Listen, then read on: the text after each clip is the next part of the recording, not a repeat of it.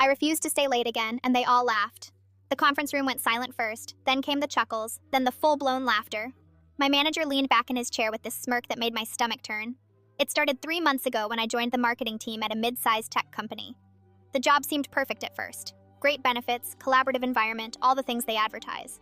But there was this unspoken rule that nobody mentioned during the interview. Staying until 8 or 9 at night was just what you did. Not because there was actual work, but because leaving on time meant you weren't committed enough. I played along initially. I wanted to fit in and prove myself. But then I noticed something. The managers left at 5:30.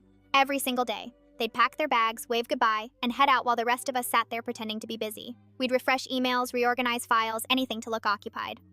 Last Tuesday, my manager called a 4:30 meeting. He went around the table asking everyone to volunteer for weekend work on a proposal that wasn't even due for 3 weeks.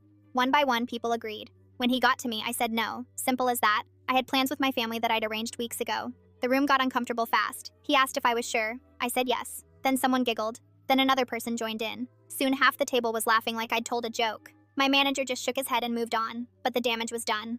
After the meeting, my coworker Sarah pulled me aside in the kitchen. She wasn't laughing earlier, and I appreciated that. She told me that saying no was basically career suicide here. People got passed over for promotions, excluded from important projects, slowly frozen out.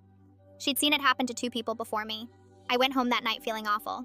Maybe I'd made a mistake. Maybe I should have just sucked it up. But then I talked to my husband, and he reminded me why we moved here. We wanted better work-life balance. We wanted to actually see each other and our kids. What was the point of a good salary if I never got to enjoy life? The next few days were rough. People avoided me in the hallways. I got left off email chains I should have been on. During team lunch, there was an empty seat next to me the whole time. It felt like high school all over again.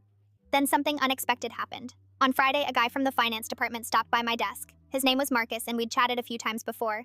He asked if I had a minute, so we went to the parking lot where nobody could hear us. Marcus told me he'd heard what happened. Apparently word spreads fast in our building. He said he'd been in the same position 2 years ago and caved to the pressure. Now he barely sees his daughter. She's 6, and he's missed most of her soccer games, school plays, and bedtime routines. He looked tired just talking about it. He told me not to back down. He said someone needed to break the pattern, and maybe it would start with me. His words stuck with me through the weekend. Monday morning, I walked in expecting more of the same, but my manager called me into his office and I prepared for the worst. Instead, he surprised me. He said he'd been thinking about the situation and realized he'd handled it poorly. Apparently, his boss had gotten word of the incident and wasn't happy about the team culture. My manager admitted they'd been pushing too hard and that the mandatory overtime culture needed to end. He didn't apologize for laughing, but he did say things would change. I didn't fully believe him, but it was something. Over the next month, small shifts happened. Meetings stopped being scheduled after 4. People started leaving at reasonable hours without judgment. It wasn't perfect, and some old habits remained, but it was progress. I learned something important through all of this. Sometimes refusing to accept what's wrong feels lonely at first. People